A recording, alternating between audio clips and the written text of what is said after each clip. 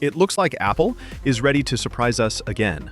And this time, it's not with a Pro model or an iPhone Air, but with something far more interesting.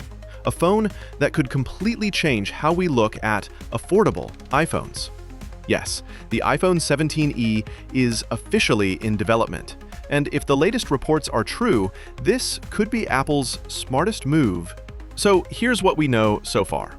Apple has reportedly begun research and development for the iPhone 17e, and the release window is between February and May of 2026, which means we're just months away from seeing the next big step in Apple's E lineup. Now let's talk about what's changing, and it's a big one. The biggest upgrade this year is the display. The iPhone 17e will feature a 6.1-inch dynamic island screen, the same size you'll find on the iPhone 16e. It's a little smaller than the 6.3-inch panel found in the regular iPhones, but this is where it gets exciting. This could finally mark the end of the notch on Apple's budget iPhones. That's right, the notch might be gone for good. The 17e is expected to get the modern dynamic island design, giving it a sleek, flagship look without the premium price tag. Sure, it's still a 60Hz display, but for an entry-level iPhone, that's a solid upgrade that makes it feel a lot more like the main lineup. Now, let's move to performance, because this is where Apple's really playing it smart. The iPhone 17e is rumored to run on the A19 chip, the same processor that powers the regular iPhone 17. However, offering a slightly toned-down version, maybe with a few GPU cores disabled, just like they did with the iPhone 16e. But don't be fooled, even with a less GPU version of the A19, this thing will fly. Expect smooth gaming, fast app launches, and buttery multitasking, because that's what Apple does best. And now comes the most important part, the price.